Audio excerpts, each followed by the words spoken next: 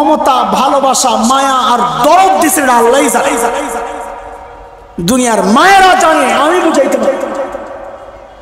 আমি মাঝে মধ্যে আমার বাচ্চাদেরকে বলি, এই মা চিনো, মা মা দুনিয়ার মধ্যে একমাত্র ব্যক্তি, ঘরে খাবার যা মা যদি মনে করেন এই খাবার যদি আমি একটু খাই আমার বাচ্চাদের পেট ভরবে না, মা একমাত্র ব্যক্তি ওই সময়ে হঠাৎ একটা অভিনয় করে বসবেন, আমার বমি বমি লাগতেছে, তোমরা খায়া নাও, অথচ দেখা যাবে ক্ষুধায় পেটটা জ্বলতেছে।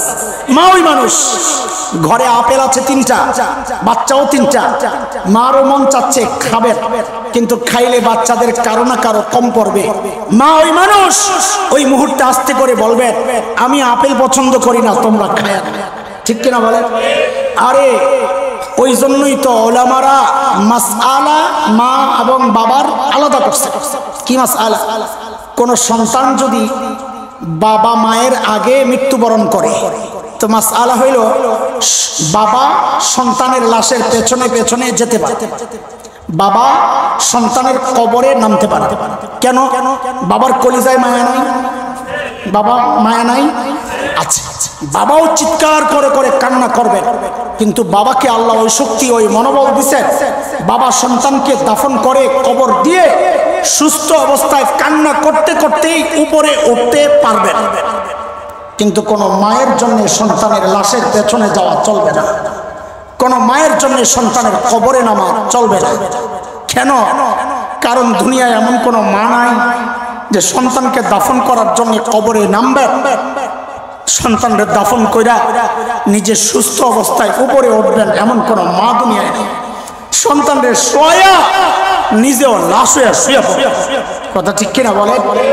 আচ্ছা আমাকে জবাব দেন, এই যে মার কলিজায় এত দরদ, এত মমতা, এত ভালোবাসা, কারণটা কি? মা আমার চোখ বানাইছেন সেই জন্য, বলেন কথা বলেন। মা আমার কান বানাইছেন সেই জন্য, মা আমার জিভ বানাইছেন সেই জন্য, কয়টা আঙ্গুল বানাইছেন? কথা বলেন, কথা বলেন। আমার শরীরের কোন অঙ্গটা আমার মা বানাইছে?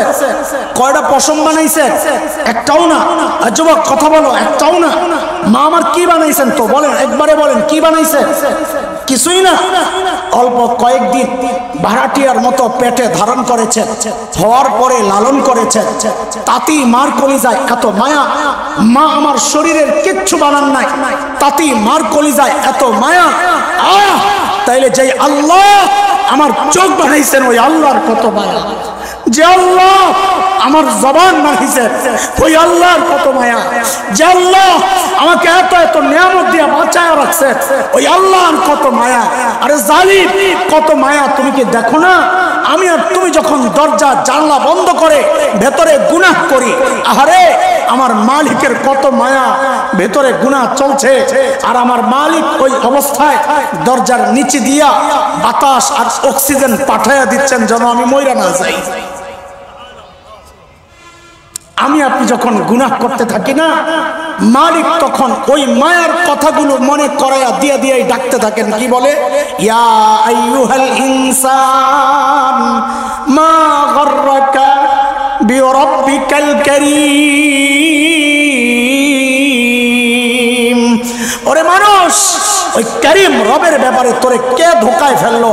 আরে কার কাছ থেকে কি পায়া তুই আমি রবকে ভুলে গেলি? হ্যাঁ হ্যাঁ, যে চোখ দিয়ে তুই সিনেমা দেখতেছস, ও যুবক আল্লাহ ডেকে ডেকে জিজ্ঞেস করছেন, যে চোখ দিয়ে তুই সিনেমা দেখতেছস, আরে জালিম ওই চোখ তোরে নায়ক নায়িকা দেয় নাই, আমি কারীম রব দিছি, না চাইতে দিছি। যে কান দিয়ে তুই গুনাহ করতেছস, ওই কান তোরে গায়ক গায়িকা দেয় নাই, আমি কারীম রব দিছি, না চাইতে দিছি। আমার দেওয়া নিয়ামত দিয়া তুই আমার নাফরমানি করস, কার কাছে কি পায় তুই আমারে ভুলে গেলি? ডাকের মধ্যে আর একটা কথাও আছে সূক্ষ্ম ভাবে, যে তুই তোর সন্তানের সামনে গুনাহ করস না, তোর লজ্জা লাগে। তুই তোর মা বাবার সামনে গুনাহ করস না, তোর লজ্জা লাগে। তুই মুরব্বীর সামনে গুনাহ করস না, তোর লজ্জা লাগে। আর আমি কারীম রব বলতেছি, আমি তাকায় আছি, তুই গুনাহ ছাড়স না। কি রে বান্দা, কি হয়ে গেল তোর? তোর বাচ্চারে দেখলে তোর লজ্জা লাগে, আমি যে বলতেছি আমি তাকায় আছি, তোর লজ্জা লাগে না? আরে আমার দাম বুঝি তোর কাছে বাচ্চার চেয়েও কমে গেল। বাচ্চা তাকায় থাকলে তুই গুনাহ করস না, আর আমি তাকায় তাকায় ডাকতেছি তাও গুনাহ ছাড়স না। আমার দাম বুঝি তোর কাছে তোর মা বাবার চেয়ে কমে গেল। মা বাবা গুনাহ করস না, আর আমি ডাইকা ডাইকা তাকে বলতেছি, আমি তাকায় তাকা ডাকতেছি, তাও তুই গুনাহ ছাড়স না। আরে কার কাছে কি পায়া তুই করিম রব হইয়া গেলি? রে ভাই আমার, এই কথাগুলো যদি দিল আর দিমাগের মধ্যে বসানো যায়, যুবক কেমনে বললে তোরা মানবি বল? এর চেয়ে ভালো করে বলার ক্ষমতা আমার নাই। আমি বলি কি, যুবক তোরা আমার সামনে আয়, আমার সামনে আয়, তোদের পাওগুলো আমার সামনে মেলে দে, আমি ওই পাওগুলার জড়াইয়া ধইরা সারা রাত বৈশা বৈশা কান্না করি, তাও তোরা গুনাহ চাই। বাবা গুনাহ ছেড়ে দে, চুল পাইকা সাদা হয়ে গেছে, দাড়ি পাইকা সাদা হয়ে গেছে, এখনো গুনাহ ছাড়েন না, কবে ছাড়বেন জিজ্ঞেস করি? হ্যাঁ, আরে এই গুনাহগার চোখ নিয়ে মালিকের সামনে কেমনে দাঁড়াবো বলেন না? এই গুনাহগার চোখ কান নিয়ে মালিকের সামনে কেমনে দাঁড়াবো? এই গুনাহগার হাত পাও নিয়ে মালিকের সামনে কেমনে দাঁড়াবো? যখন আমার চোখ, আমার কান, আমার হাত পাও আমার বিরুদ্ধে মালিকের আদালতে সাক্ষী দিবে, কি জবাব সেদিন? বলেন কি জবাব? দিল দিমাগের মধ্যে এই অনুভূতিটা রাখলে ইনশাআল্লাহ গুনাহ ছেড়ে দেওয়া আমাদের জন্য সহজ হয়ে যাবে। ছাড়বো গুনাহ ইনশাআল্লাহ, ছাড়বো ইনশাআল্লাহ। শুনেন, হতাশ হয়েন না, অতীতে যা করছে আজকে সব মুইছা যাবো ইনশাআল্লাহ। কেন জানে? ওই যে আমাদেরকে মায়া করেন বড় এমন একজন মালিক আমাদের আছে। কেমন মায়া করেন? বলে দুনিয়ার সবাই অপরাধী খোঁজে শাস্তি দেওয়ার জন্য। আরে সন্তান অপরাধ করলেও বাবা খোঁজে, ওই কই গেল রে, ওই কই গেল রে। মাও অপরাধ করলে খোঁজে, কই গেল রে, কই গেল রে। দুনিয়ার সবাই অপরাধী খোঁজে শাস্তি দেওয়ার জন্যে। আমি আপনি এমন এক রবের গোলামি করি যে রব অপরাধীদেরকে খোঁজেন মাফ করার জন্যে। প্রতি রাতে আইসা ডাকতে থাকে, আলামিন মুস্তাগফিরিন ফাগফিরাল্লাহ। এই কে কে গুনাহ করছো, কে কে গুনাহ করছো, আসো না আসো না। আরে গুনাহ করছো শয়তানের ধোকায় পইরা, নফসের প্ররোচনায় গুনাহ তো করছো, আমি তো আছি, আসো না আসো না, একবার বলো না রব মাফ চাই, ভুল হয়ে গেছে, আর করব না। আমি ওয়াদা দিচ্ছি জিন্দেগীর সব গুনাহ আমি মাফ করে দেব। কোন রকমের ভূমিকা ছাড়াই, সময় বেশি নাই হাতে, সরাসরি কথায় ঢুকতে চাই। অল্প সময়, কথা অনেক, এই জন্য আমরা যদি মনোযোগ সহ শুনি আমাদের সময়গুলো যেন নষ্ট না হয়, একটা কথা যেন বারবার বলা না লাগে, বোঝানোর জন্য। আচ্ছা বলেন তো, এখানে এমন কোনো বাবা আছেন যে বাবা তার সন্তানকে একটা বন্ধ ঘরের মধ্যে আটকায়া, যে ঘর থেকে বের হওয়ার কোনো রাস্তা নাই,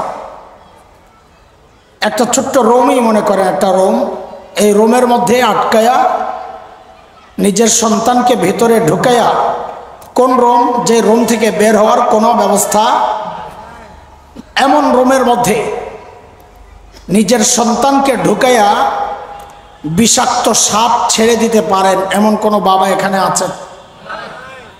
বলেন সম্ভব? এটা সম্ভব। বাবা যদি সুস্থ না থাকেন, মানসিকভাবে যদি অসুস্থ হন, পাগল হন, ওই বাবার পক্ষে সম্ভব। কোনো সুস্থ বাবার পক্ষে এমন ঘরের মধ্যে সন্তানকে আটকায়া ভেতরে বিষাক্ত সাপ ছেড়ে দেওয়া, বলেন না কথা, সম্ভব। আচ্ছা বলেন তো, বাবার মায়া বেশি না রবের মায়া বেশি? প্রশ্নই আসে। মায়া, মমতা, ভালোবাসা, দয়া, এটাকে 100 ভাগ করেছেন আল্লাহ। 100 ভাগ। কত ভাগ? এর 1 ভাগ আল্লাহ দুনিয়ায় দিয়েছেন। এই 1 ভাগের অংশ মা সন্তানকে ভালোবাসে, বাবা সন্তানকে ভালোবাসে, ভাই ভাইকে ভালোবাসে, ভাই বোনকে ভালোবাসে, দুনিয়ার যত ভালোবাসা। এমনকি নবী আলাইহিস সালাম বলেন, একটা বকরি তার বাচ্চাকে দুধ খাওয়ানোর সময় যে পাটা উঁচু করে যেন বাচ্চার গায়ে না লাগে, ওই যে মায়াটা, এই মায়াটাও ওই 1 অংশেরই মায়া। বাকি 99 অংশ আল্লাহ নিজের কাছে রেখে দিয়েছেন। তাহলে আল্লাহর মায়া কত? এমন মায়ার রব তার বান্দাকে এই বন্ধ দুনিয়ার মধ্যে আটকায়া, যেখান থেকে বের হওয়ার কোনো রাস্তা নাই। না বের হওয়ার রাস্তা আছে? দুনিয়া থেকে বের হওয়ার রাস্তা আছে। সূরা রহমানের মধ্যে আল্লাহ নিজে বলেছেন, ইয়া মাশারাল জিন্নি ওয়াল ইনস ইন ইসতাতা'তুম আন তানফুযু মিন আকতারিস সামাওয়াতি ওয়াল আরদ ফানফুযু লা তানফুযুনা ইল্লা বিসুলতান।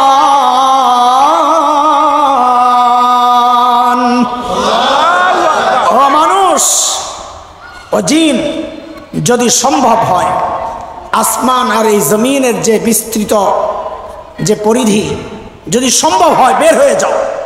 আল্লাহ বলছেন, সাথে সাথেই বলছেন লা তানফুজুন ইল্লা বিসুলতান, আমি আল্লাহ না চাইলে বের হওয়া সম্ভব না।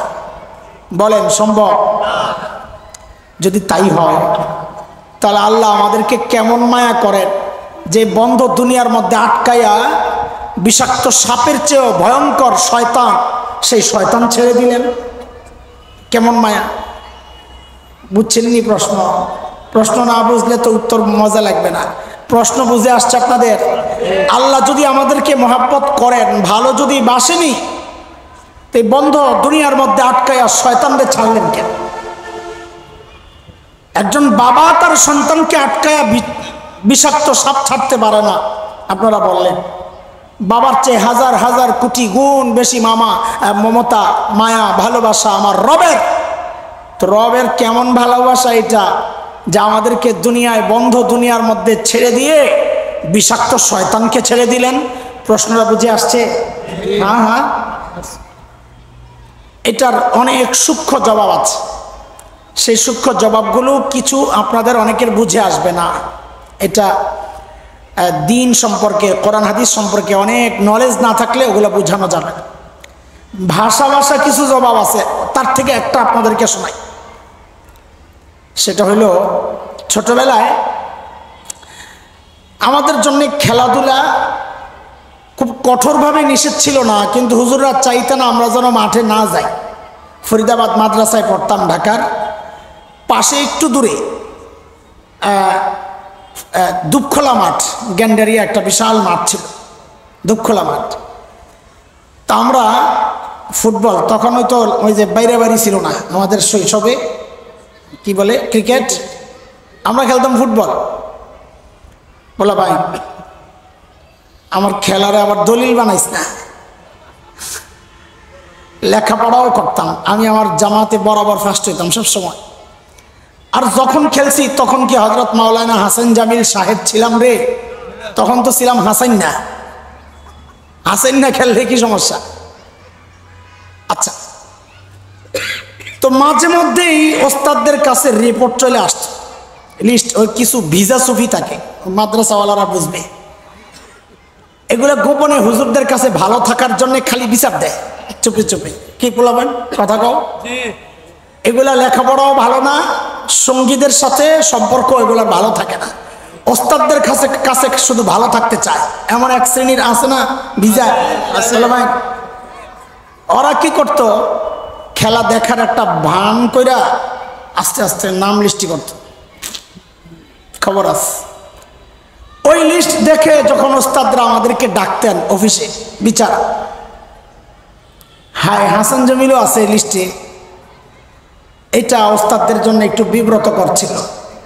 যারা শিক্ষকতার পেশায় আছেন তারা জানেন, ভালো ছাত্রদের প্রতি ওস্তাদদের একটু দুর্বলতা থাকে। ছোট মোটো অন্যায় যেগুলো, এগুলারে সাইড কাটাইয়া দেয়।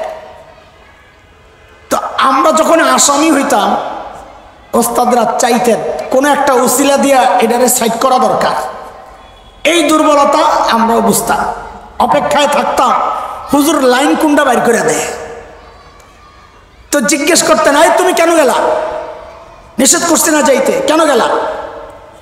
তো কি করতাম, ক্লাসের সবচেয়ে দুষ্ট যেটা, যার ফুসলানিতে আসলে আমরা গেছি, আস্তে করে ওটার কান্দে চাপাইতাম, হুজুর অল হয়ে গেছে।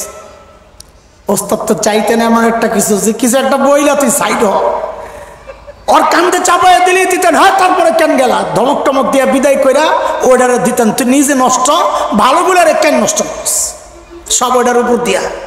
বুঝে আসছে কথা? এমন হয় কি না? হয় হয়। এবার বুঝেন, আল্লাহ দুনিয়ায় শয়তান পাঠাইয়া আমাদের উপর ওই দয়াটাই করছেন, আমাদের জন্য বাঁচার একটা সুযোগ আল্লাহ বের করেছেন। হাসরের মাঠে আল্লাহ যখন জিজ্ঞেস করবেন, এরে বান্দা তুই এই কাজটা কেন করলি, এই অপরাধ কেন করলি, আল্লাহ শয়তানরে বসায় রাখছেন যেন আমি আপনি ওই শয়তানের কান্দে চাপাইয়া দিতে পারি। আল্লাহ ও লয়ে গেছে, ও করেছে। শয়তান যদি না থাকতো সমস্ত অপরাধের দায়ভার নিজের কান্দে পড়তো। এখন শয়তানের কান্দে দেওয়ার একটা সুযোগ আমরা, এটা লাভ হয়েছে না ক্ষতি হয়েছে? বলেন, শয়তান আসার কারণে আমাদের লাভ হয়েছে না ক্ষতি হয়েছে? তারপরে এটা আমি আগে বলেছি, এটা ভাষা কথা, গভীরের কথা, আপনারা অনেকে বুঝবেন না, ঠিক আছে বাদ দেন, এটাই বুঝেন যে আমারে বাঁচানোর জন্যই আল্লাহ শয়তান বাড়াইছে। তারপরেও আরেকটা সহজ জবাব না বললেও হয় না। আচ্ছা, বিশ্বকাপ যারা জিতে এরা কার সাথে খেললে জিতে? সাবার একাদশ, পল্লী বিদ্যুৎ একাদশ। আর্জেন্টিনা জিতে কার সাথে খেলা? রাধা ভাই ভাবলেও না, মনে হয় কিচ্ছু জানো না। কার সাথে খেলা?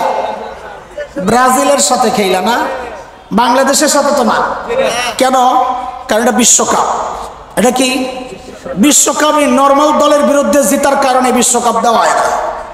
বিশ্বকাপ দেওয়া হয় শক্তিশালী দলের বিরুদ্ধে জয়ী হইলে, সেরা দুইটা দল খেলে, তাই না?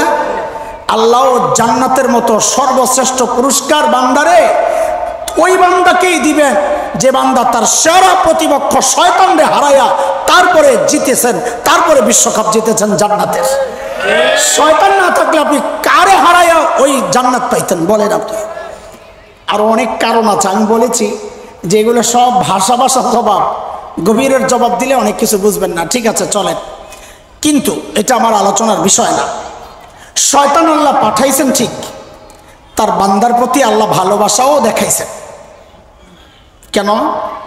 শয়তানকে পাঠাইয়া আল্লাহ আমাদের উপর তিনটা দয়াও করছেন।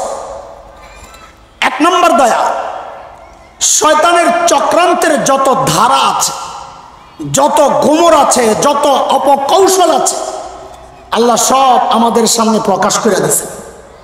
দেখেন, প্রতিপক্ষের প্ল্যান প্রোগ্রাম যদি জানা থাকে, দুই দেশ যখন যুদ্ধ লাগে তখন এক দেশ আরেক দেশের গোমর জানার জন্য স্পাই নিয়োগ করে, গোয়েন্দা নিয়োগ করে।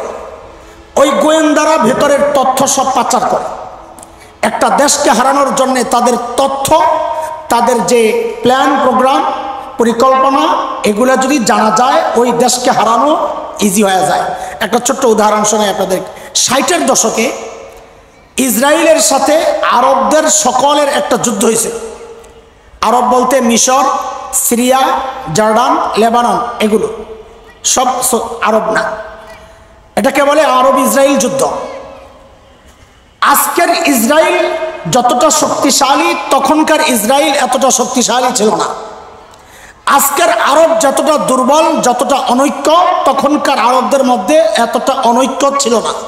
তার মানে মুসলমানদের শক্তির পাল্লাটাই ভারী ছিল। আরবরা সিদ্ধান্ত নিল যে ইসরায়েলিদের, ইয়াহুদিদের একটা উৎসবের দিন আছে, এরা খুব আনন্দ ফুর্তি করে, গভীর রাত পর্যন্ত গান, নাচ গান, মদ, নারীতে মেতে থাকে, ভোরে যায় ঘুমাইতে, বিজয় উদযাপন করে। আরবরা সিদ্ধান্ত নিল ঠিক ওই দিন রাতেই তারা যখন সবাই ঘুমে মাত্র যাবে, সারাদিন সারা রাতের আনন্দ উৎসবের ক্লান্তি যখন তাদেরকে ভর করবে, তাদের অগোচরে, তাদের অপ্রস্তুতির অবস্থায়, তারা সবাই অপ্রস্তুত, এই অবস্থায় আচমকা হামলা করে ইসরায়েলিদেরকে শেষ করে দেবে। এই সিদ্ধান্ত হইল আরবদের। কিন্তু মিশরের প্রেসিডেন্টের জামাই, সে ছিল ইসরায়েলের গোয়েন্দা সংস্থা মোসাদের এজেন্ট।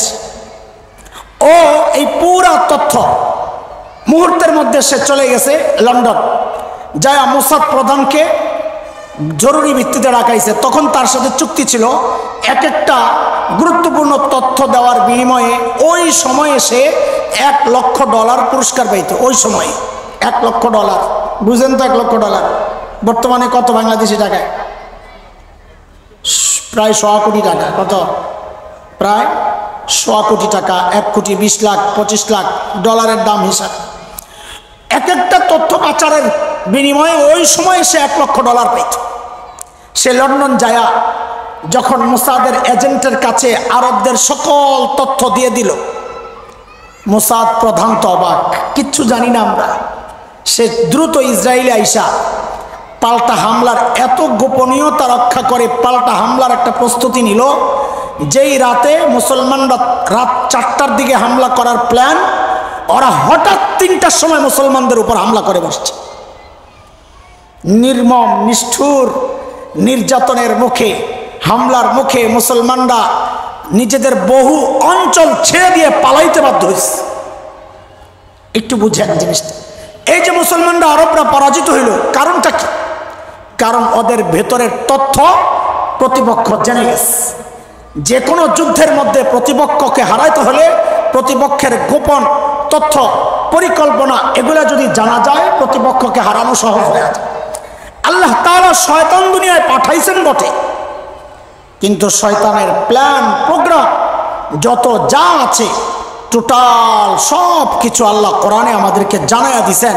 এটা হচ্ছে আল্লাহর পক্ষ থেকে শয়তান কেন্দ্রিক আমাদের জন্য একটা বড় দয়া, যে শয়তানের চক্রান্তের সকল ব্যবস্থা, সকল বিষয়, সকল ধারা, সকল রকমের তার যত রকমের চক্রান্ত আছে সব আল্লাহ পুঙ্খানুপুঙ্খ একদম ধারা উপধারায় যা যা হইতে পারে সব কোরআনে আল্লাহ আমাদেরকে জানাইয়া দিছে।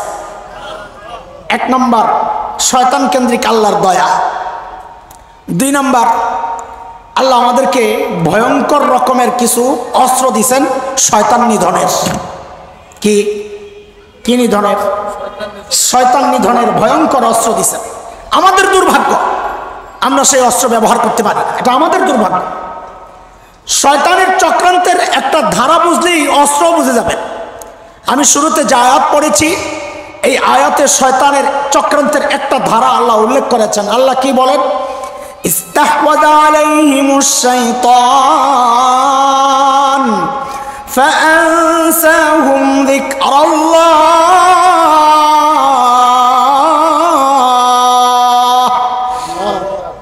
আল্লাহ বলেন কি, পুলিশ যখন আমাদেরকে কাউকে গ্রেফতার করে সর্বপ্রথম কি করে বলেন না? বুঝেন না? পুলিশ কাউরে ধরলে সর্বপ্রথম কি করে? কি পরে? বলেন ঠিক আছে, বলেন কি পড়ায়? হ্যান্ডকাপ পরায়। হ্যান্ডকাপ পরায় কেন? একজন মানুষের কাছে যত শক্তিই থাকুক, যদি তার হাতকে অকিজু করা যায়, ওই শক্তি সে ব্যবহার করার আর ক্ষমতা রাখে না। ঠিক কিনা বলেন? মারামারি লাগলে আমরা কি করি? আগে হাতটা মুচড় দেওয়ার চেষ্টা করি, হাত দিয়েই মানুষকে কাবু করার চেষ্টা করা হয়। আল্লাহ তাআলাও বলেন, শয়তান যখন কাউকে ঘায়েল করতে চায়, তো শয়তানের হ্যান্ডকাপ হচ্ছে সর্বপ্রথম যে হামলাটা শয়তান করে, ফাআনসাহুম যিকরাল্লাহ, সে আল্লাহর কথা মানুষকে ভুলে।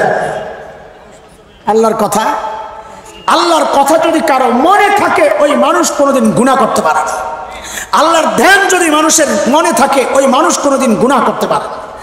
জিকির যদি জবানে চালু থাকে, শয়তান তার কাছে আসতে পারে না। কারণ আল্লাহ শয়তানকে বলেছেন, কোন বান্দা যদি আমাকে ডাক দেয় তো মনে রাখিস এটা আমার বান্দা, তার উপর তোর কোনো কর্তৃত্ব চলবে না। কোরআনের কথা, ইন্না ইবাদি লাইসা লাকা আলাইহিম সুলতান। বান্দা যখন আল্লাহকে ডাক দেয়, আল্লাহ শয়তানকে জানায় দেয়, শয়তান এটা আমার বান্দা, তার উপর তোর কোনো কর্তৃত্ব চলবে না। এই জন্য শয়তানকে প্রতিরোধ করার, রোখা সবচেয়ে বড় অস্ত্র হচ্ছে মুখের মধ্যে জিকির চালু রাখা, যে কোনো কাজ সুন্নত তরিকায় করা। তাই ওই বান্দার কাছে আর শয়তান ভিড়তে পারবে না, ইনশাআল্লাহ। মনে থাকবে ইনশাআল্লাহ। আমি বলি মাঝে মধ্যে, শয়তান তাড়ানোর জন্য 2টা সহজ অস্ত্র হইল, একটার নাম দিছি লাঠি, আর একটার নাম দিছি মুগুর। মুগুর সিনেট। এটা বোঝার জন্য একটা উদাহরণ বলি, শোনেন। এক বন্ধু গেছে এক বন্ধুর বাড়িতে বেড়াইতে। বন্ধু ছিল খুব স্মার্ট। বুঝেন? স্মার্টের নানান ধারা আছে। মেয়েদের জন্য স্মার্ট এটা আলাদা, ওড়না ছাড়া ঘুরবে, ছেলেদের প্যান্ট পরবে, গেঞ্জি পরবে, স্মার্ট। জামাইরে পিটাইব বিয়ার পরে, এই স্মার্ট। আর ছেলেদের স্মার্ট অনেক অনেক আছে, চুলগুলারে মুরগির পাছার মতো রাখবো, স্মার্ট। প্যান্টের দিক দিয়ে সিরা, স্মার্ট। হাফ প্যান্ট পরে ঘুরে, স্মার্ট। কুত্তা লইয়া ঘুরে, এটাও একটা স্মার্ট। ওই বন্ধু বাড়িতে কুত্তা পালে, আপনি গেছেন বন্ধুর বাড়িতে, এটা উদাহরণটা ভালো করে বুঝেন তো, শয়তান তাড়ানোর লাঠি আর মুগুর বুঝবেন। বন্ধুর বাড়িতে গেছেন, বাড়িতে কলিং বেল টিপ দিয়েছেন বা দরজা নক করছেন, ভেতর থেকে ওই শেফার্ড জার্মানির হেভি কুত্তা ঘেউ ঘেউ করে উঠছে, আপনি ওরে বাপরে। এখন আপনার জন্য অপশন তিনটা। কয়টা? নাম্বার 1, গো ব্যাক, বাইরে ভাই এই বন্ধুর বাড়িতে যাব না, যার বাড়িতে কুত্তা আছে। নাম্বার 2, সেটা হলো কুত্তারে মেরে তারপরে বন্ধুর সাথে সাক্ষাৎ করা। নাম্বার 3, নিচের থেকে বন্ধুরে ডাক দেওয়া, ও দোস্ত তোমার কুত্তাটা সামলাও। তো কুত্তা মনিবের বড় অনুগত হয়। মনিব আইসা যদি ডাক দেয়, আয় রনি সাইড, কারো নাম রনি থাকলে কষ্ট নিয়েন না, নাম পাল্টা এলেন। আমি ওই যে কাটা বনের পাশে আমার বাসা, তো ওই কাটা বনে দেখছি কুত্তা পালে, ওদিকে গেলে দেখি কুত্তারে খাওয়ান দিয়া যে ডাক দেয় না, রনি জনি পল্টো বল্টো কামিন, সব কুত্তা দৌড়ে। তো এই জন্য নাম পাল্টান, আমার উপর রাগ হইয়েন না। এমন নাম রাখে মানুষ, বুঝার উপায় নাই এটা মানুষের সন্তান না জীবজন্তুর সন্তান, মুসলমানের সন্তান না হিন্দুর সন্তান। কি যে আজব আজব নাম রাখে মানুষ, আল্লাহ। তো যেই ডাক দিছে রনি সাইট, কুত্তা আস্তে করে যায় দরজা ওই দেয়ালের সাথে পিঠটা ঘষবে আর লেজটা লাড়তে থাকবে। এখন কোনটা আপনি গ্রহণ করবেন? আপনার জন্য বেটার অপশন কোনটা?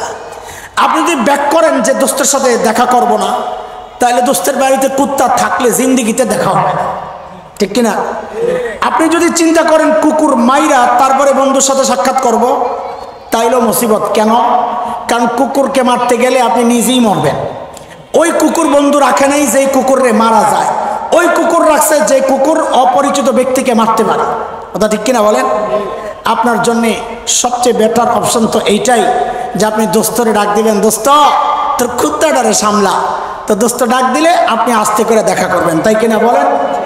ওরে ভাই বুঝেন, আমি আপনি আমাদের মালিক আল্লাহর সাথে সাক্ষাৎ করতে চাই। আমাদের ওস্তাদজি বলে গেছেন আগে দিয়া, বলছেন না?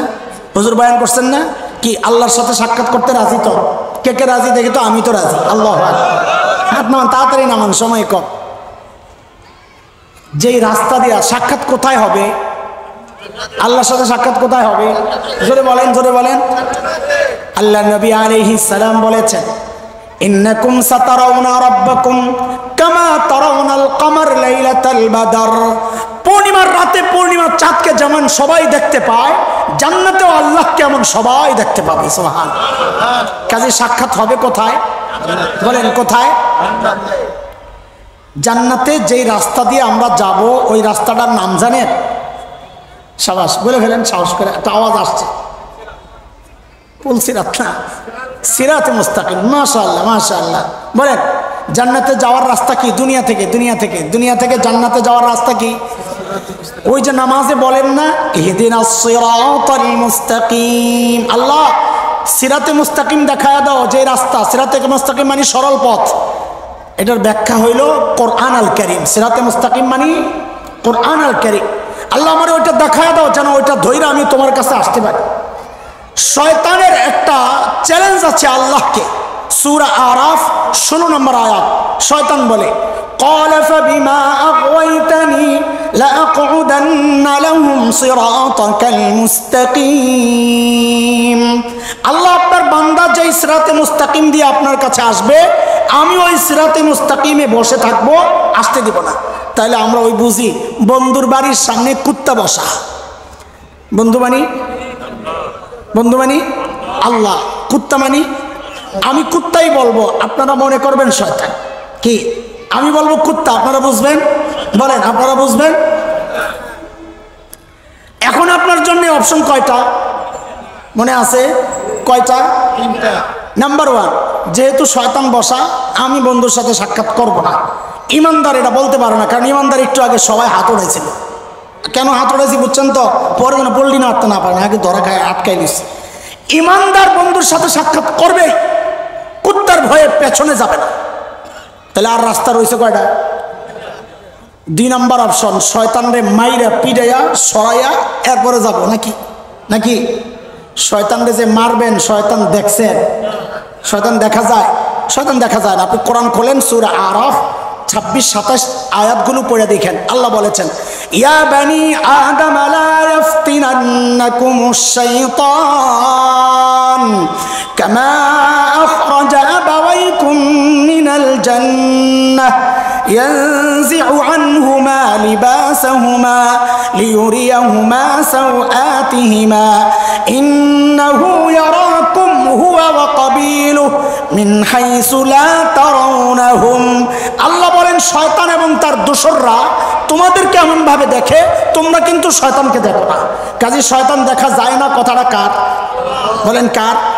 তা আপনি মারতে গেলে শয়তান আপনার হলে এক কানামাছি ভোবো খেলবে, এদিক দিয়ে মারতে চাইবেন, এদিক দিয়ে ধরবে। এটা আমার কথা না, শয়তান নিজে বলেছে সূরা আরাফ আয়াত 17, সুম্মা লাআতিয়ান্নাহুম মিন বাইনি আইদিহিম ওয়া মিন খালফিহিম ওয়া আন আইমানিহিম ওয়া আন শামাইলিহিম ওয়া লা তাজিদু আকসারাহুম শাকিরিন। আল্লাহ, আমি আপনার বান্দারে সামনে দিয়া, পেছন দিয়া, ডান দিয়া, বাম দিয়া, চারদিক দিয়ে হামলা করব। এদিক দিয়ে ঠেক দিতে যাইবে, ওদিক দিয়ে হামলা করব, ওদিক দিয়ে ধরতে যাইবে, পিছন দিয়ে খোঁচা মারবো। ওই যে বাচ্চারা কানামাছি বোবো খেলে, ওই কাম। তাহলে শয়তানকে মারা, বলেন মারা। রাস্তার খোলা কয়টা? বলেন সেটা কি? কুত্তার মালিকরে ডাক দাও, মনে আছে না? কুত্তার মালিকরে। কিন্তু একটা প্রশ্ন থাকবে, শয়তান তো দেখা যায় না বললেন, দেখলে না মালিকরে ডাক? ও আল্লাহ, তোমার কুত্তা সামলা, দেখলে ডাক দিব না, না দেখা? বলেন দেখা ডাক দিব না, না দেখা? তো শয়তান তো দেখা যায় না, কোরআন বলতেছে। তো আমি আল্লাহর ডাক দিব কেমনে? যদি দেখেন গুনাহ করতে মনে চায়, তো বুঝে যাবেন কুত্তা ঢুকছে। কি বলেন? গুনাহ করতে মনে চাইলে বুঝবেন কি? বুঝছি, তোরে এখন দৌড়ানোর জন্য লাঠি লাগবে। লাঠি নিবেন? শয়তানরা দৌড়ানি দেওয়া লাঠি নিবেন। তো ওই যে শয়তানের মালিককে ডাক দিবেন, ও দোস্ত তোমার কুত্তা সামলা। এটারে আরবি দিয়া বলবেন। আরবি দিয়া পারবেন না? ডরাইছেন না? ওই আরবি আপনারা জানেন, পড়েন আমার সাথে। আউযু বিল্লাহি মিনাশ শাইতানির রাজীম। জানেন না এটা? জানেন অর্থ কি? আমি পানাহ চাই আল্লাহর কাছে এই বিতাড়িত শয়তান থেকে। এটা হলো বিস্তারিত অর্থ। আমি সংক্ষেপ অর্থ বানাইছি আউযু বিল্লাহ, দোস্ত তোমার কুত্তা সামলা। বলেন আউযু বিল্লাহর অর্থ বলে না। দোস্ত তোমার বলেন, দোস্ত তোমার আউযু বিল্লাহর লাঠিটা গুনাহ করতে মনে চাইলে আউযু বিল্লাহর লাঠি দিয়ে শয়তানকে দৌড়ানি দিতে পারবেন না ইনশাআল্লাহ। মানে কি? গুনাহ করতে মনে চাইলে কি পড়বে? কিন্তু কুত্তা বড় খারাপ। কুত্তারে দৌড়ানি দিলে হ্যাঁ, হাত পাও চারটা দিয়া এমন দৌড় মারবে ওসাইন বোল্টের মতো, 200 মাইল স্পিড। কিছু দূর যায়, হাত পাও চারটা দিয়ে ব্রেক করবে, যে সাঁচড়াইতে আর 2-3 গজ সামনে যায়। হ্যাঁ, দাঁড়ায় পিছনের দিকে তাকায়, যে দৌড়ানি দিছে আর কি অবস্থা। যদি দেখে দাঁড়ায় রয়েছে, সারে ওই জায়গায় দাঁড়ায়। যদি দেখে ব্যাক করতেছে, সারে আবার আসবে। যদি দেখে আবার দৌড়ানি দিছে, ক্যাচ করে আবার দিব। ঠিক আছে কথা? আউযু বিল্লাহর লাঠি দিয়ে যখন শয়তান কুত্তারে দৌড়ানি দিবেন, কুত্তা কিন্তু আবারও আসতে। হুজুর আসলো কি আসলো না কেমনে বুঝবো? কুত্তা তো দেখা যায় না। যদি দেখেন ওই গুনাহ আবারও করতে মনে চায়, তো বুঝবেন আউযু বিল্লাহর লাঠি দিয়ে যে দৌড়ানি দিছি, কুত্তা তো আবার আইছে। বলে বুঝছি তোমার লাঠি দিয়ে কাম হবো না। ভাই মুগুরটা মুগুর চিনেন? খাইটা বড় মোটা লাঠি, বলে মুগুরটা লো। মুগুর বামু কই? তো নবী মুগুর দিছেন। শয়তান তাড়ানোর মুগুর হইল লা হাওলা ওয়ালা কুওয়াতা ইল্লা বিল্লাহিল আলিয়্যিল আযীম। পড়েন না?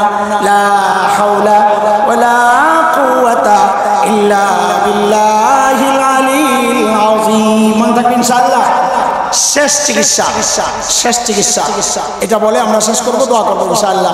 সেটা হইল কুত্তার ধোঁকা থেকে যদি বাঁচতে হয় এবং নফসের ধোঁকা থেকে যদি বাঁচতে হয়, মাথা দিল দিমাগের মধ্যে একটা অনুভূতিকে যদি ঢুকানো যায়।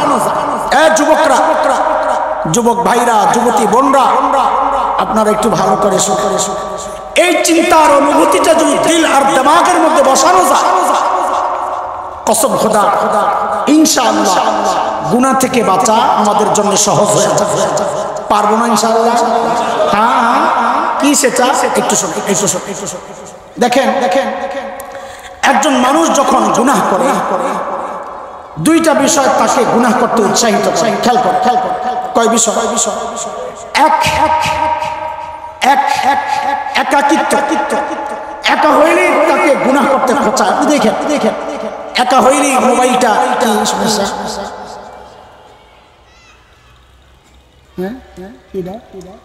ও আচ্ছা, ঠিক আছে বলছে। একা হইলেই দেখবেন পকেট থেকে মোবাইলটা বের করতে মন চায়, অন্ধকার জগতে ঘুরতে মনে চায়। আরে কথা বলো না তো। একাকিত্ব মানুষকে গুনাহ করতে উৎসাহিত। মানুষের এই চিন্তার বিরুদ্ধে আল্লাহ জবাব দিচ্ছে, তুই একা কোথায় রে? ওহুয়া মাআকুম আইনামা কুনতুম। বান্দা তুমি যেখানেই থাকো না কেন, আমি আল্লাহ তোমার সাথী আছি। আমরা একা না, আমাদের সাথে কেউ আছে? বলেন আছেন না নাই? দুই নাম্বার যে চিন্তাটা মানুষকে গুনাহ করতে উৎসাহিত করে, সেটা হচ্ছে গুনাহ করার সময় মানুষ এদিক ওদিক তাকায় না। কেউ দেখলো কি? যখনই দেখে কেউ দেখে না, তখনই সে গুনাহ করতে উৎসাহিত। আল্লাহ তার এই ভাবনার বিরুদ্ধে জবাব দিচ্ছে, আলাম ইয়ালাম বিআন্নাল্লাহ ইয়ারা। ও কি জানে না আমি আল্লাহ তাকায় রইছি? বাস আমাদেরকে এবার জবাব দেন আপনারা। আমরা যখন গুনাহ করতে আগাই, আমাদের দিকে কে তাকায়? সবাই বলেন তো, একসাথে জোরে বলেন তো। জবাব ঠিক আছে। তবে আমরা এই প্রসঙ্গে কোরআনের যে আয়াতটা আনবো, ওই আয়াতের সাথে মিল রেখে করবে তাদের অগোচরে, তাদের অপ্রস্তুতির অবস্থায়, তারা সবাই অপ্রস্তুত, এই অবস্থায় আচমকা হামলা করে ইসরায়েলিদেরকে শেষ করে দেবে। এই সিদ্ধান্ত হইল আরবদের। কিন্তু মিশরের প্রেসিডেন্টের জামাই, সে ছিল ইসরায়েলের গোয়েন্দা সংস্থা মোসাদের এজেন্ট।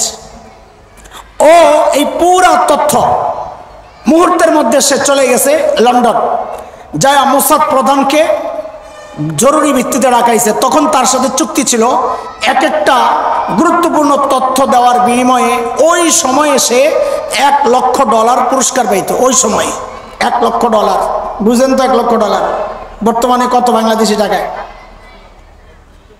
প্রায় 100 কোটি টাকা। কত? প্রায় 100 কোটি টাকা। 1,20,00,000-25,00,000 দাম হিসাব। এক একটা তথ্য পাচারের বিনিময়ে ওই সময়ে সে $1,00,000 পাইত। সে লন্ডন যায়া যখন মোসাদের এজেন্টের কাছে আরবদের সকল তথ্য দিয়ে দিল, মোসাদ প্রধান তো অবাক, কিচ্ছু জানি না আমরা। সে দ্রুত ইসরায়েলে আইসা পাল্টা হামলার, এত গোপনীয়তা রক্ষা করে পাল্টা হামলার একটা প্রস্তুতি নিল। যেই রাতে মুসলমানরা রাত 4টার দিকে হামলা করার প্ল্যান, ওরা হঠাৎ 3টার সময় মুসলমানদের উপর হামলা করে বসছে। নির্মম নিষ্ঠুর নির্যাতনের মুখে, হামলার মুখে মুসলমানরা নিজেদের বহু অঞ্চল ছেড়ে দিয়ে পালাইতে বাধ্য হয়েছে। একটু বুঝেন জিনিসটা। এই যে মুসলমানরা, আরবরা পরাজিত হইল, কারণটা কি? কারণ ওদের ভেতরের তথ্য প্রতিপক্ষ জেনে গেছে। যে কোনো যুদ্ধের মধ্যে প্রতিপক্ষকে হারাইতে হলে প্রতিপক্ষের গোপন তথ্য, পরিকল্পনা, এগুলা যদি জানা যায়, প্রতিপক্ষকে হারানো সহজ হয়ে যায়।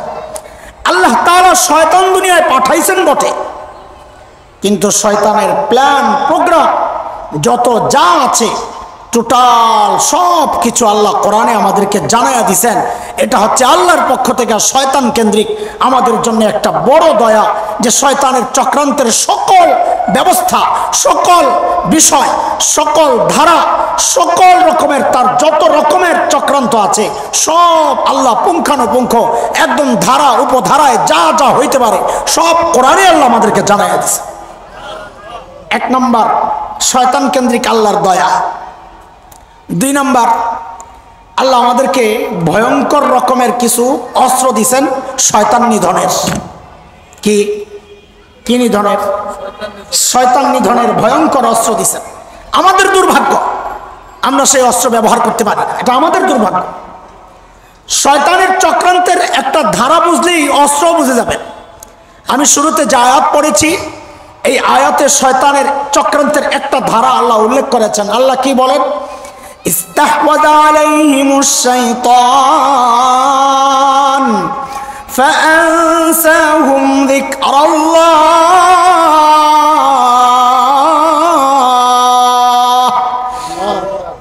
আল্লাহ বলেন কি, পুলিশ যখন আমাদেরকে কাউকে গ্রেফতার করে সর্বপ্রথম কি করে বলেন না? বুঝেন না? পুলিশ কাউরে ধরলে সর্বপ্রথম কি করে? কি পরে? বলেন বলেন, ঠিক আছে বলেন, কি পড়ায়? হ্যান্ডকাপ পরায়। হ্যান্ডকাপ পরায় কেন? একজন মানুষের কাছে যত শক্তিই থাকুক, যদি তার হাতকে অকিজু করা যায় ওই শক্তি সে ব্যবহার করার আর ক্ষমতা রাখে না। ঠিক কিনা বলেন? মারামারি লাগলে আমরা কি করি? আগে হাতটা মুচড় দেওয়ার চেষ্টা করি, হাত দিয়েই মানুষকে কাবু করার চেষ্টা করা হয়।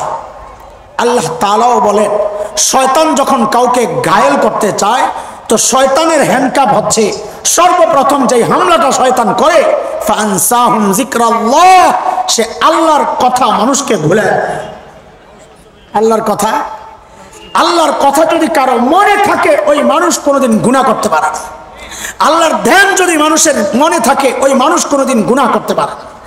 জিকির যদি জবানে চালু থাকে শয়তান তার কাছে আসতে পারে না। কারণ আল্লাহ শয়তানকে বলেছেন কোন বান্দা যদি আমাকে ডাক দেয় তো মনে রাখিস এটা আমার বান্দা, তার উপর তোর কোনো কর্তৃত্ব চলবে না। কোরআনের কথা, ইন্না ইবাদি লাইসা লাকা আলাইহিম সুলতান। বান্দা যখন আল্লাহকে ডাক দেয় আল্লাহ শয়তানকে জানায় দেয়, শয়তান এটা আমার বান্দা, তার উপর তোর কোনো কর্তৃত্ব চলবে না। এই জন্য শয়তানকে প্রতিরোধ করার রোখা সবচেয়ে বড় অস্ত্র হচ্ছে মুখের মধ্যে জিকির চালু রাখা, যে কোনো কাজ সুন্নত তরিকায় করা, তাই ওই বান্দার কাছে আর শয়তান ভিড়তে পারবে না। ইনশাআল্লাহ মনে থাকবে ইনশাআল্লাহ। আমি বলি মাঝে মধ্যে শয়তান তাড়ানোর জন্য দুইটা সহজ অস্ত্র হইল, একটার নাম দিছি লাঠি আর একটার নাম দিছি মুগুর। মুগুর সিনেট এটা বুঝার জন্য একটা উদাহরণ বলি শোনেন। এক বন্ধু গেছে এক বন্ধুর বাড়িতে বেড়াইতে। বন্ধু ছিল খুব স্মার্ট। বুঝেন? স্মার্টের নানান ধারা আছে। মেয়েদের জন্য স্মার্ট এটা আলাদা, ওড়না ছাড়া ঘুরবে, ছেলেদের প্যান্ট পরবে, গেঞ্জি পরবে, স্মার্ট। জামাইরে পিটাইব বিয়ার পরে, এই স্মার্ট। আর ছেলেদের স্মার্ট অনেক আছে। চুলগুলারে মুরগির পাছার মতো রাখবো, স্মার্ট।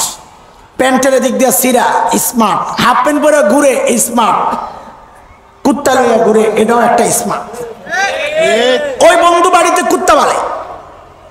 আপনি গেছেন বন্ধুর বাড়িতে, এটা উদাহরণটা ভালো করে বুঝেন তো শয়তান তাড়ানোর লাঠি আর মুগুর বুঝবেন। বন্ধুর বাড়িতে গেছেন, বাড়িতে কলিং বেল টিপ দিয়েছেন বা দরজা নক করছেন, ভেতর থেকে ওই শেফার্ড জার্মানির হেভি কুত্তা ঘেউ ঘেউ করে উঠছে। আপনি ওরে বাপরে বাপ। এখন আপনার জন্য অপশন তিনটা। কয়টা? Number 1, go back. বাইরে ভাই, এই বন্ধুর বাড়িতে যাব না, যার বাড়িতে কুত্তা আছে। নাম্বার 2, সেটা হলো কুত্তারে মেরে তারপরে বন্ধুর সাথে সাক্ষাৎ করা। নাম্বার 3, নিচের থেকে বন্ধুরে ডাক দেওয়া, ও দোস্ত তোমার কুত্তাটা সামলাও।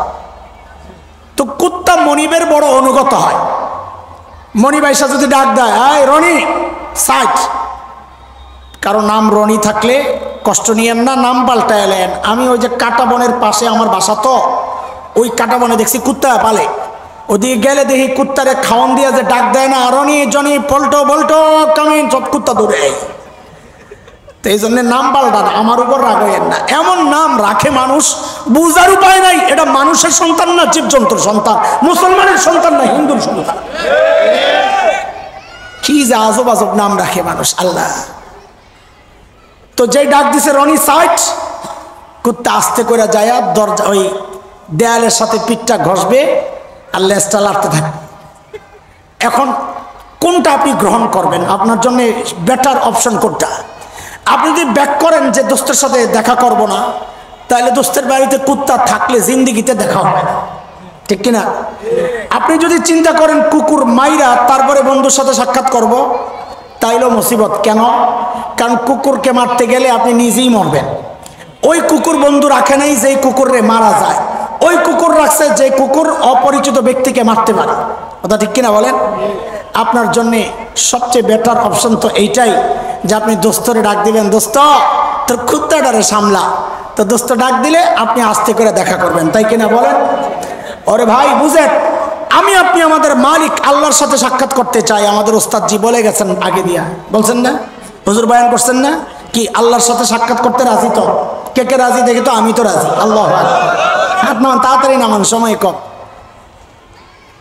যেই রাস্তা দিয়া সাক্ষাৎ কোথায় হবে? আল্লাহর সাথে সাক্ষাৎ কোথায় হবে? জোরে বলেন, জোরে বলেন। আল্লাহ নবী আলাইহিস সালাম বলেছেন, ইন্নাকুম সাতারাউনা রাব্বাকুম কামা তারাউনাল কমার লাইলাতাল বাদর। পূর্ণিমার রাতে পূর্ণিমার চাঁদকে যেমন সবাই দেখতে পায়, জান্নাতেও আল্লাহকে এমন সবাই দেখতে পাবে। সুবহানাল্লাহ। কাজে সাক্ষাৎ হবে কোথায়? বলেন কোথায়? জান্নাতে। যেই রাস্তা দিয়ে আমরা যাব ওই রাস্তাটার নাম জানেন? সাবাস, বলে ফেলেন সাহস করে, একটা আওয়াজ আসছে। পুলসিরাত না, সিরাতে মুস্তাকিম। মাশাআল্লাহ, মাশাআল্লাহ।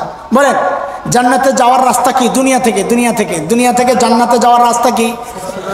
ওই যে নামাজে বলেন না, ইহদিনাস সিরাতাল মুস্তাকিম। আল্লাহ সিরাতে মুস্তাকিম দেখায়া দাও। যে রাস্তা সিরাতে মুস্তাকিম মানে সরল পথ, এটার ব্যাখ্যা হইল কোরআন আল কারীম। সিরাতে মুস্তাকিম মানে কোরআন আল কারীম। আল্লাহ আমার ওইটা দেখায়া দাও যেন ওইটা ধইরা আমি তোমার কাছে আসতে পারি।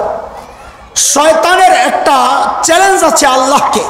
সূরা আরাফ 16 নম্বর আয়াত। শয়তান বলে, قال فبما أغويتني لأقعدن لهم صراطك المستقيم। আল্লাহ আপনার বান্দা যেই সিরাতে মুস্তাকিম দিয়ে আপনার কাছে আসবে, আমি ওই সিরাতে মুস্তাকিমে বসে থাকবো, আসতে দিব না। তাহলে আমরা ওই বুঝি বন্ধুর বাড়ির সামনে কুত্তা বসা। বন্ধু মানি আল্লাহ, কুত্তা মানি আমি কুত্তাই বলবো, আপনারা মনে করবেন শয়তান। কি আমি বলবো কুত্তা, আপনারা বুঝবেন? বলেন আপনারা বুঝবেন? এখন আপনার জন্য অপশন কয়টা মনে আছে? কয়টা? 3টা। নাম্বার 1, যেহেতু শয়তান বসা, আমি বন্ধুর সাথে সাক্ষাৎ করব না। ইমানদার এটা বলতে পারে না, কারণ ইমানদার একটু আগে সবাই হাত উড়াইছিল। কেন হাত উড়াইছি বুঝছেন তো? পরে যেন পল্লি না আটতে না পারে না, আগে ধরা খায় আটকাই নিস। ইমানদার বন্ধুর সাথে সাক্ষাৎ করবে, কুত্তার ভয়ে পেছনে যাবে না। তাহলে আর রাস্তা রয়েছে কয়টা? 2 নম্বর অপশন, শয়তানরে মাইরা পিড়াইয়া সরাইয়া এরপরে যাব। নাকি শয়তানরে যে মারবেন, শয়তান দেখছেন? শয়তান দেখা যায়? শয়তান দেখা যায় না। আপনি কোরআন খোলেন, সূরা আরাফ 26-27 আয়াতগুলো পড়ে দেখেন। আল্লাহ বলেছেন, ইয়া বানি আদম লা ইফতিনান্নাকুমুশ শাইতান কামা আখরাজা আবাওয়াইকুম মিনাল জান্নাহ ইয়ানজিউ আনহুমা লিবাসাহুমা লিয়ুরিয়াহুমা সাওআতিহিমা ইন্নাহু ইয়ারাকুম হুয়া ওয়া কাবিলুহু মিন হাইসু লা তারাউনাহুম। আল্লাহ বলেন, শয়তান এবং তার দোসররা তোমাদেরকে এমন ভাবে দেখে, তোমরা কিন্তু শয়তানকে দেখো না। কাজে শয়তান দেখা যায় না, কথাটা কার? বলেন কার? তা আপনি মারতে গেলে শয়তান আপনার হলে এক কানামাছি ভোবো খেলবে, এদিক দিয়ে মারতে চাইবেন। জান্নাতের টুকরা বানায় দেন আল্লাহ। খাস করে আমাদের যাদের মা নাই, বাবা নাই, আল্লাহ কবরে কি অবস্থায় আছেন জানি না গো মালিক। ওই মা বাবার ওসিলায় আপনাকে চিনেছি গো আল্লাহ। ওই মা বাবার ওসিলায় আপনাকে আল্লাহ আল্লাহ বলে ডাকি। ওই মা বাবার ওসিলায় আপনাকে সেজদা করি। ওই মা বাবার ওসিলায় আপনার কালামের তিলাওয়াত করি আল্লাহ। যে মা বাবার ওসিলায় আপনাকে চিনলাম মালিক, ওই মা বাবা কবরে শুয়ে আছেন গো আল্লাহ। আমাদের আমলের ওসিলায় ওই মা বাবার কবরগুলোকে জান্নাতের টুকরা বানায়া দেন আল্লাহ। রব্বির হামহুমা কামা রব্বায়ানি সগীরা। রব্বির হামহুমা কামা রব্বায়ানি সগীরা। রব্বুল আলামিন আল্লাহ আমাদের যাদের মা বাবা বেঁচে আছেন আল্লাহ তাদেরকে সুস্থ সুন্দর ঈমানি জিন্দেগি দান করেন আল্লাহ। আমাদের সন্তানদেরকে নেককার বানায়া দেন, মুত্তাকি পরহেজগার বানায়া দেন। আল্লাহ দুনিয়ার সমস্ত ফিতনা, বিশেষ করে মোবাইল ইন্টারনেটের ফিতনা থেকে আমাদের সন্তানদেরকে হেফাজত করেন আল্লাহ। আল্লাহ আমাদের নাজাতের ওসিলা বানায়া দেন আল্লাহ। আল্লাহ আমাদের মধ্যে যারা অসুস্থ আপনি সুস্থতার নেয়ামত দিয়ে দেন আল্লাহ। যারা ঋণগ্রস্ত ঋণ থেকে মুক্ত করে দেন আল্লাহ। অভাবী মানুষের অভাব দূর করে দেন আল্লাহ। বেকারদের কাজের ব্যবস্থা করে দেন আল্লাহ। মাওলায়ে কারীম, যে সমস্ত ঘরে পারিবারিক কলহ চলছে ওই ঘরগুলোকে আপনার রহমতের চাদরে ঢেকে দেন আল্লাহ। প্রত্যেকটা সন্তানকে মা বাবার বাধ্য সন্তান বানায়া দেন আল্লাহ। আয় মালিক, আমাদের সবার জিন্দেগির গুনাহ খাতা মাফ করে দেন আল্লাহ। বাকি জীবন গুনাহমুক্ত থাকার তৌফিক দিয়ে দেন আল্লাহ। আয় আল্লাহ, শয়তানের ধোঁকা, নফসের প্ররোচনা থেকে আমাদের সবাইকে হেফাজত করেন আল্লাহ। আয় আল্লাহ, কাসিমুল উলুম মডেল মাদ্রাসাকে আপনি কবুল করেন আল্লাহ। মাদ্রাসা প্রতিষ্ঠার পেছনে যাদের অবদান ছিল, অর্থ দিয়ে, সময় দিয়ে, শ্রম দিয়ে, পরামর্শ দিয়ে, যারা এখনো সহযোগিতা করে যাচ্ছেন, ভবিষ্যতেও করার ওয়াদা আর নিয়ত করেছেন আল্লাহ, সকলের এই আমলকে নাজাতের জরিয়া বানায়া দেন আল্লাহ। আল্লাহ এই মাদ্রাসাকে কবুল করেন, ছাত্রদেরকে কবুল করেন, ওস্তাদদেরকে কবুল করেন, অভিভাবকদেরকে কবুল করেন আল্লাহ। মাদ্রাসাকে গোটা অঞ্চলের হেদায়েতের মার্কাজ, ইলমের মার্কাজ বানায়া দেন আল্লাহ। আল্লাহ আজকের এই সুন্দর আয়োজনে অর্থ দিয়ে, সময় দিয়ে যারা সহযোগিতা করেছেন আল্লাহ, সকলের এই সহযোগিতাকে নাজাতের জরিয়া বানায়া দেন আল্লাহ। আয় মালিক, কার দিলে কি আছে আমি জানি না, কার কি চাওয়া আমি জানি না আল্লাহ। প্রত্যেকের দিলের নেক মাকসাদগুলো আপনি পুরা করে দেন আল্লাহ। সাল্লাল্লাহু আলা সাইয়্যিদিনা মুহাম্মদ ওয়া আলিহি ওয়া সাহবিহি আজমাইন। সুবহানা রাব্বিকা রাব্বিল ইজ্জাতি আম্মা ইয়াসিফুন ওয়া সালামুন আলাল মুরসালিন ওয়াল হামদুলিল্লাহি রাব্বিল